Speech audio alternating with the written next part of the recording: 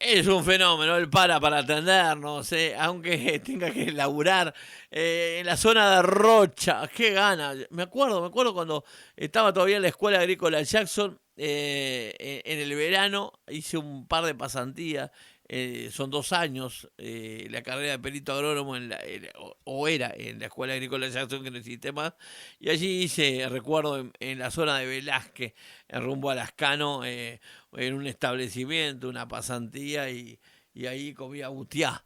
Había bastante butiá, como me encantaba pasar con el caballo y arrancar butiá. El dueño del establecimiento quedaba contentísimo conmigo. Pero bueno, todo esto para recibirlo con otra onda, porque se termina el año y siempre es un placer escucharlo y atenderlo. Uno aprende mucho con el ingeniero agrónomo Carlos Mario Uriarte, es ministro de Ganadería, es presidente de la Federación Rural, hoy más campero que nunca, como le gusta a él, atendiendo su establecimiento particular. ¿Cómo anda, Carlos María? Qué calor en el norte, no tanto en el este, me imagino, pero se siente, ya es la época, no hay que reclamar de nada. Buen día, Mauricio. El placer de siempre de escucharte y de compartir con toda tu audiencia. Sí, día bravo hoy, pero no te creas, hoy creo que no va a ser exclusividad del norte, hoy el sur le toca también. Ya estamos con 30 grados por acá, así que acá va a estar bravo el día. Pero bueno, es lo que se espera en los veranos, ¿no? Ah, Así que eh, con que venga agua después. ah, ¿A usted le gusta el butiá como le gusta a Doninelli, no? ¿Y a quién no le va a gustar? ¿A quién no le va a Es, gustar? es Las rico. panzadas de gurí de comer butiá y la verdad que es un- una fruta que, bueno, que se acostumbra a comerla chiquita, la verdad que mata por eso. Sí, sin lugar a dudas. Ya que está por Rocha, ¿cómo está atacando el picudo? Yo sé que usted es de la otra zona, ¿no? No tanto de las palmeras que fueron afectadas, pero como anda mucho por la ruta, se Mira, siente, no sé si un informe, pero más en el sur sobre toda la problemática de las palmeras. sí, es una pena lo que ha pasado en otras zonas del país, de Colonia, de San José, Florida, ver esa cantidad de palmeras que son emblemáticas a lo largo de la carretera, en la entrada de los pueblos.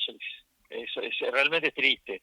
Y bueno, hace tiempo que las autoridades locales de Rocha, teniendo ese patrimonio que es de la UNESCO, te diría que son los palmares de Rocha, hace tiempo que están en alertas y se han desparramado controles de vigilancia que ya han dado señales positivas. El que yo sé es una trampa ubicada en la Laguna Garzón, que ya agarró a un picudo y que está llegando y desde el punto de vista científico es inminente la llegada del picú a esta zona. Todavía cabe las dudas de a qué especies ataque. La del butiano es de las que más prefiere, pero bueno, sobre todo el desafío está en las autoridades locales y los privados de tratar de controlarlo. Dios quiera que seamos capaces. Ese es un desafío que abarca no solo al gobierno, sino sobre todo a los particulares, porque si se mantienen las palmeras que están bajo control y manejo de los particulares, de ahí se desparrama todo el resto. Así que hay que estar, todos debemos de estar, es como el Capina Noni, todos debemos estar alerta y tratar de extinguirlo, porque es una Mm, especie introducida, ¿no? Esa especie no, nos la trajeron de regalito, claro. y tenemos que sacarla de vuelta. Termina siendo como una plaga, ¿no? Como es la Es, cotorra, como es, bueno, ni que hablar del capinanón, ni usted ha hecho referencia, nosotros lo venimos peleando, hay gente que todavía lo discute. ¿Qué nos está pasando? Antes no pasaba eso, que además usted es ingeniero agrónomo, ¿por qué se nota tanto ahora lo del capinanón, lo del picudo? Lo de algunos productos también en el sector frutihortícola. ¿Qué ha cambiado algo con la naturaleza? ¿No cuidamos tanto nuestra flora y fauna? ¿Qué es lo que está pasando? Y yo sé que usted tiene una importante responsabilidad con el tema de ahora asumiendo la presidencia de AOGAP, ¿no? La Asociación Uruguaya de Ganados Pastizales. que ya debe haber, sobre todo el tema de Capinanoni lo toca de cerca. Sí, todo lo que, que estamos viviendo es propio de estos tiempos, ¿no? De lo que nos ha tocado vivir y que antes no era tan así. Sobre todo lo relacionado a los avances que ha habido en la comunicación, en el transporte, en el comercio internacional, por el traslado de la gente. Todo lo que por un lado trae progreso, también trae este tipo de riesgos y era esperable de que esto ocurriera a nivel de plagas, insectos, a nivel de malezas, a nivel de enfermedades. Todo esto que hoy nos toca vivir, de tener cosas que antes no había porque prácticamente estábamos aislados y el nivel de movimiento o de intercambio con otras partes del mundo era menor. Pero hoy en cuestión de horas podemos tener un avión que sale de un lado y aterriza en otro, y siempre es imposible que no, por más esfuerzos que se hagan, que también hay que decirlo, digo, a la humanidad darse cuenta de este problema, ha desarrollado medidas de control para evitarlo. Pero bueno, así ya se han desparramado muchísimas plagas, enfermedades, que tenemos que aprender a convivir con ellas y tratar de prevenirlas lo máximo posible. El COVID creo que va a haber sido un ejemplo claro, pero tú has mencionado Capín, que vino del norte, vino de Brasil, y que hoy nos está invadiendo. Hay especies de enfermedad, la aftosa misma surgió así que es un tema debido a nuestro entender al avance que ha tenido las comunicaciones y el intercambio internacional en estos tiempos. Bueno, hoy tenemos que ser, a diferencia de antes, más cuidadosos que nunca de tratar de controlar y mantener a raya a todo este tipo de problemas, ¿no? Nosotros estamos digo, los tiempos han cambiado, eso está claro. Y un tema que lo toca de cerca por su especialidad, porque usted es ingeniero agrónomo, ¿no? Es una impresión que uno la tiene a la distancia y uno es ignorante del tema, por eso se lo consulto.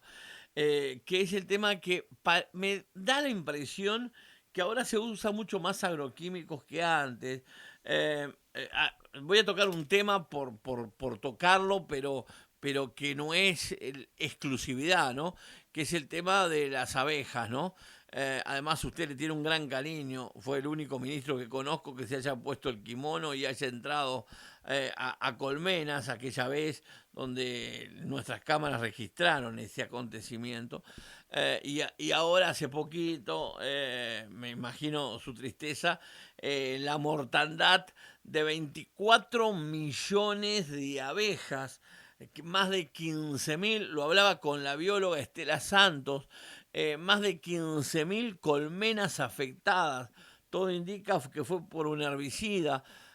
Pero bueno, todas esas cosas que están pasando y lo importante, y a veces no tomamos conciencia, porque uno quizás hay más rubros que antes, es cierto, y quizás hoy vemos la chacrita y no vemos lo importante de otros rubros, por ejemplo, lo que es la abeja para el Uruguay, para el planeta, para el ecosistema, para nuestras vidas, ¿no, Carlos María Uriarte? Vos fíjate que se muere un 30% de abejas, Sí, sí. madre, 24 millones de abejas, No, el daño que le estamos causando al país, a sí, nuestras es vidas, gravísimo. ¿no? Es gravísimo. Basta con decir que de los alimentos que consume la humanidad, el 75% dependen de los polinizadores, que el principal es la abeja, no es el único, pero es el principal. Y que ya hay lugares en el mundo donde la abeja ya no existe, ¿no? Sobre todo China, donde ya hay que polinizar a los frutales a pincel, a mano. Eso habla a las claras de cuánto cuidadosos debemos de ser con las abejas y el resto de los polinizadores. Eh, Lamentablemente, eso también, los dolores del crecimiento, si bien hay alguna explicación biológica que Santos la debe haber compartido contigo, porque hay una mortandad que no es natural, pero se debe más bien a algo que todavía no han logrado explicárselo los científicos, que ocurren en nuestras abejas y ocurre en el resto del mundo, que se había demorado en llegar y ahora está presente, y esa tenemos que todavía aprender a conocerla y controlarla, pero hay, como bien tú dijiste, las mortandades debidas a negligencia, displicencia, en la aplicación de productos, tanto en la forma de aplicarlos como en los productos en sí, que terminan con grandes mortandades de abejas. Entiendo que todavía no se ha podido determinar si hubo una causa principal o hubo varias. Sé que se está investigando en eso, pero yo entiendo que este tipo de cosas, lo que nosotros podamos prevenir, debemos de prevenir. Y aquellos que incurren en este tipo de daños, que no son solo los apicultores, como tú dijiste, es el país. El dato que tengo, disculpa que te corte, por lo Sí. que hablaba, por lo que estuve charlando con la bióloga, que era una sospecha, ahora prácticamente una confirmación, porque ya vinieron las primeras pruebas, ahora se mandaron a hacer más en laboratorios del exterior, pero sería el producto Aquaquat que se habría tirado, que como tú sabes, bueno, vos mejor que nadie sabés a lo que se refiere, para es un que desecante, claro, un paraquat, que se aplica en cultivos para secarlos y poderlos cosechar sin humedad. Para la Eso colza, es la ¿no, Carlos María? Para la bueno, colza del trigo, ¿no? Sí, que incluso está muy controlado, ¿no? Está muy controlado y se pretende que no se use más. Bueno, si es así, se comprueba, hay que realmente quien lo hizo, quien fue el responsable que lo hizo, debe de tener una sanción que sea ejemplarizante, para que él no lo haga más, pero también para que otros la observen y no lo hagan más. Hay más productos que en otras oportunidades se han aplicado y provocaron mortandades, y también yo decía la forma, porque a veces la deriva en la aplicación alcanza a donde están las colmenas. Tengan en cuenta también que son temas muy difíciles, ¿no? Porque cuando uno aplica, hay deriva, pero también la abeja se mueve. La abeja también se mueve. Te pregunto, ¿está prohibido usar ese producto? Sí, entiendo que sí. El paraquat tiene sus limitantes. No debemos ser prohibido, pero tiene sus limitantes de uso. Porque no lo se puede usar libremente. Lo que me dijo Estela, la bióloga, es que no se habría tirado en las colmenas, sino en los predios Claro. donde están los cultivos, y las abejas al salir, parece que se infectaron, y cuando volvieron, vino todo. Es lo que acabo de decir, claro, es lo que te acabo de decir, pero yo entiendo, si mal no recuerdo, que en el caso el paraquat está permitido en determinadas circunstancias, no es un tema de libre uso. Está bien. No, por eso te preguntaba, porque vos sos el especialista en la materia, entonces, digo, y lo tenés bien claro, ¿viste? Entonces, por eso te hacía la consulta, que es una pena que pase. Mi solidaridad con todos los apicultores, la verdad que lo siento mucho. Y sí, son más de 60 productores apícolas, ¿no? Y son pérdidas irreparables, se habla de cerca de $2 millones, $1,5 millones más o menos. Hablemos de lo que dejó el año.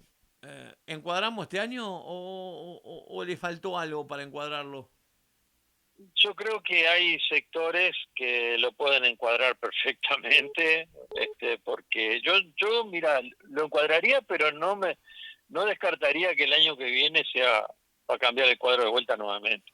Y me refiero concretamente al sector de la producción de carne vacuna y a la lechería, ¿no?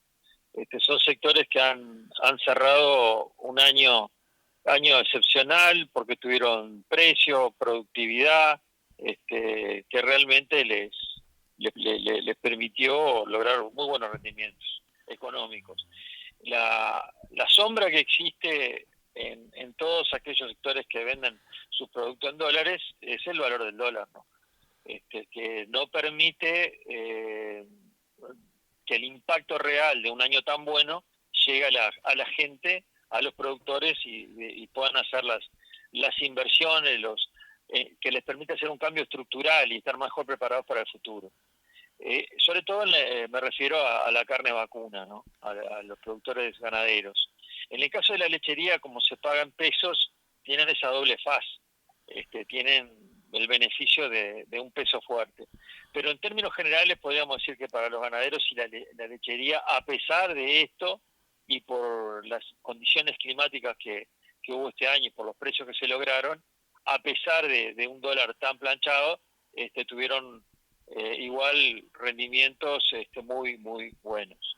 No podemos decir lo mismo para el arroz, que cerró el rendimiento, salvó un poco, pero el precio ha sido muy bajo y que están enfrentando en estos momentos un año parecido, o sea, un año que ha tenido un buen arranque desde el punto de vista productivo, pero con precios muy deprimidos.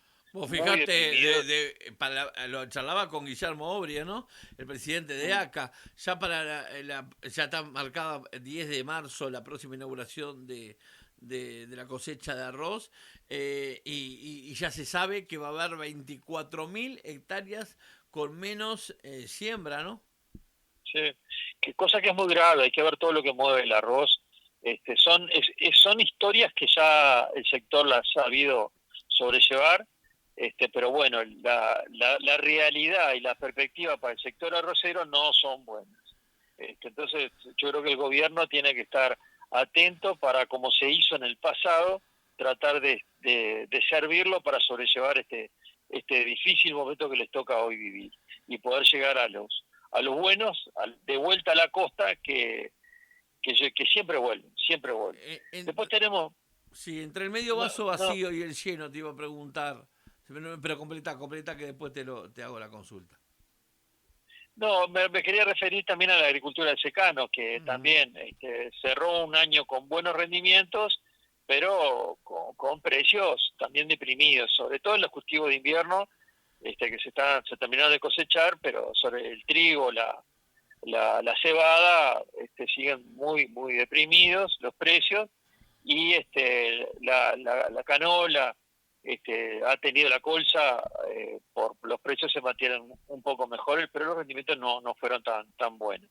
O sea que para la agricultura de secano fue un año promedio, digamos, ¿no? Pero hay expectativas, ya la soja está reaccionando en el precio, es el principal cultivo de secano que el Uruguay tiene, y viene con una muy buena instalación. Entonces, bueno, esperemos, recemos para que puedan recuperar un año muy malo. Y el maíz también es otro cultivo que ha generado una muy buena expectativa, con precios más razonables, pero sobre todo por los rendimientos y cómo el Uruguay le está tomando la mano a este cultivo que tiene una gran expectativa, ¿no? Un gran futuro. Lo que es de destacar es que el litoral norte, la zona agrícola del Uruguay, dado estas condicionantes que estamos hablando, tiene muchísimo optimismo en la ganadería, en transformar esos granos baratos, que en vez de exportarlos baratos, transformarlos en carne, que hoy es un producto que está muy cotizado.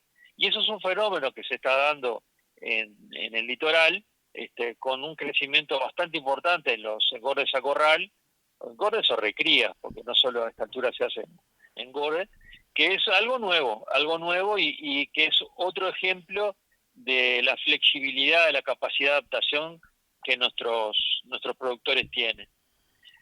Por último, porque la forestación, no la mencionaba, anda per se, y pase lo que pase un año, ella va a seguir funcionando. Hemos sido testigos de inversiones importantes o decisiones de inversiones Igual importantes en este el último sector. trimestre tuvo unas bajas, la celulosa cayó 20%, problemas en Lumin, sacando a Urufor Confusa, que para mí es una isla, ¿no? Con esa, yo le dije a Javier Otegui, ¿no? Impresionante, invertir 100 millones de dólares en una nueva planta que ya de paso tiró el chivo, este sábado sale un informe completísimo, con Javier Otegui, recorrimos la planta nueva, muy moderna, de última generación, que todo indica que para junio se estaría inaugurando esa planta, que además vos la conocés porque vos tenés una linda relación también con los Otegui, ¿no? Sí, sí, es como tú dices, los admiro mucho, cómo trabajan, el desarrollo que provocan para las regiones en lo que se mueven. Pero la forestación, digo, no la podemos medir por lo que pasó un año. La forestación Claro, se deciden inversiones hoy para 15, 20 años. claro, tal Entonces, cual, tal cual, tal cual, tal cual. este, le vaya bien, le vaya mal, en un año no dice nada y va a seguir igual. ¿No te parece que el año Pero que viene puede explotar el mercado de pinos? No diría, pues, si lo mirás desde el punto de vista de la zona de ustedes, sí, ahí va a haber No un digo por los crecimiento. mercados que se están abriendo. Bueno, no me atrevo a opinar. No, no. Yo creo que la celulosa va a seguir siendo el principal cultivo y la madera, hay además de lo que tú hablabas de Brufor, hay dos, está Lumina en Melo, pero hay dos proyectos más aserraderos en 33 Sí, sí, que sí. van a ir cambiando el escenario de la forestación en Uruguay. Cada vez más la madera y el procesado de la madera va a ser más importante, pero por un tiempo la celulosa, con las tres plantas andando, va a ser el principal rubro exportable, a mi entender, de la forestación. Creo que un crecimiento esperable y deseable, te lo diría, es en los campos ganaderos con el abrigo y la sombra, ¿no? Claro. Tú sabes que la forestación en los últimos años, aquel nivel de crecimiento que tuvo explosivo al principio, medio se ha estancado en los últimos años. Vos hablás Viene del creciendo. silvopastoreo. Hablás del silvopastoreo, me imagino. No, el silvopastoreo también es una forma de hacer forestación en macizos, pero que tenga una densidad menor y dispuesto de manera tal que puedan interactuar con la ganadería. Pero me refiero a abrigo y sombra también en aquellos como lo ha sido tradicional, que es a lo largo de los alambrados, Ujú. para poder Claro. darle sombra a los animales que en Uruguay sufren muchísimo. Tenemos un déficit de sombra crónico. Y lo mismo el abrigo en el invierno para cortar los fríos y tener un lugar donde resguardarse. Yo creo que hay muchísimo por hacer en ese respecto y bueno, habla de la simbiosis que todavía entiendo, si bien se ha hecho mucho, pero todavía se deben esos dos sectores en el Uruguay. Trabajar juntos para que los dos anden mejor. Carlos, para redondear y cerrar la nota, esta última del año, te quería hablar del sector ovino, ¿no? Porque es el único que ha caído la carne ovina en el informe que hace el INAC de lo doméstico. Hablan de números de crecimiento. Sin lugar a duda, se repite 100 kilos per cápita por persona en las cuatro carnes. Hablamos carne vacuna, carne ovina, carne de cerdo y carne aviar. Ha quedado relegada en último lugar en el tema del consumo de la carne ovina. Nosotros hemos insistido y bueno, y ahora aparecen los números, ¿no? Con una carne ovina que los precios están por las nubes, con una corriedal que se empieza a recuperar en mercados, donde por ejemplo algunas cabañas han colocado carneros a más de $20.000, con la lana corriedal que el propio Zul ha colocado a hasta $4. Digo, Eh, impensable lo de la corriedal. Y charlando un poquito con el gobierno, con más que nada con Gastón Escayola, él me hablaba de que van a ponerle el diente al sector ovino, inclusive en una charla con el ministro, de sacarle los impuestos para competir en el precio en las carnicerías con, o sea, con la carne vacuna. Y esto habla también de un acostumbramiento, ¿no? De educar al uruguayo a consumir carne ovina, luego de que se ganara la campana de oro, que creo que es un hecho que no debe pasar desapercibido con el tema de la publicidad, pero por lo que Brasil consume en materia ovina, ¿no? O sea, el cordero es una carne predilecta para el brasilero, ¿no? Y una carne favorita. Mirá, yo creo capaz que en la última jornada que hubo en el sur, el día del campo natural, eh, se hizo un planteo que yo lo veo ahora como nuevo y que me parece fundamental. Ya no es ir con la lógica de la rentabilidad, de, la, de las posibilidades que tiene el sector en sí, como se ha hecho hasta ahora, sino ya como un tema necesario de que hay que recuperar al ovino porque han habido, por ejemplo, avances de malezas como el cenecio en los campos naturales o la chirca que se deben a la falta de ovejas que tradicionalmente hubo. Entonces ya hay un daño extra a la falta a la pérdida de ese número de animales que tiene que tomarse en cuenta. El rubro ovino sigue siendo un potencial que el Uruguay no puede darse el lujo de no explotar. pero tenemos que ser claros que el enfoque que tiene que tener el rubro en estos momentos, a nuestro entender, es claro, tiene que ser en primer lugar, hacia la producción de carne ovina, que en los últimos tiempos ha batido récord de precios de exportación, con precios de arriba de $6.000 la tonelada, con corderos que hoy se pueden vender a $100 o más, y con producción de lana fina. La lana fina es lo que se demanda y lo que se paga. Yo la verdad que el precio que tú mencionaste del córdial yo no lo tengo. Para mí todavía anda orillando los $2. Y el No, yo te córdial, decía que el Sul colocó, o sea, es público, ¿no? bueno, O por sea, eso no lo el vi, Sul no lo colocó vi.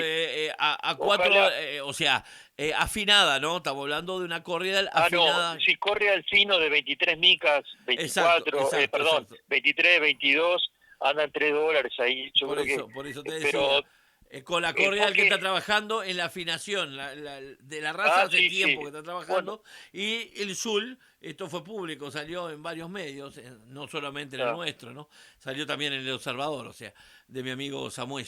Además, en lo personal creo que tenemos que olvidarnos de las razas porque defender a veces las razas nos impide ver lejos, pero la lana que tengamos que producir anda más cerca de las 20 micras que la que se deba producir con la raza que sea, pero tiene que estar cerca de las 20 micras y tiene que ser un animal que sea también capaz de producir carne. Ese es el enfoque que a nuestro entender el ovino tiene que tener, y existen paquetes de medidas como las que tú acabas de mencionar y que Escayola lo está teniendo, y aplaudimos que lo haga, pero hay otras medidas que se han hecho en planes alternativos que la Federación Rural ha puesto en conocimiento.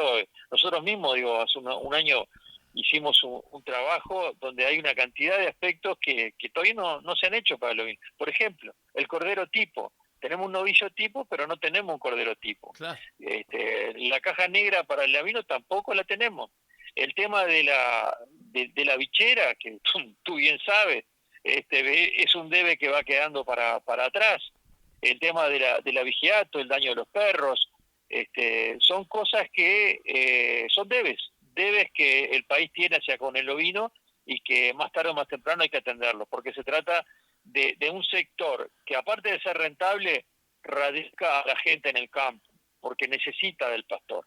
El Entonces, abigeato, ¿no? El abigeato.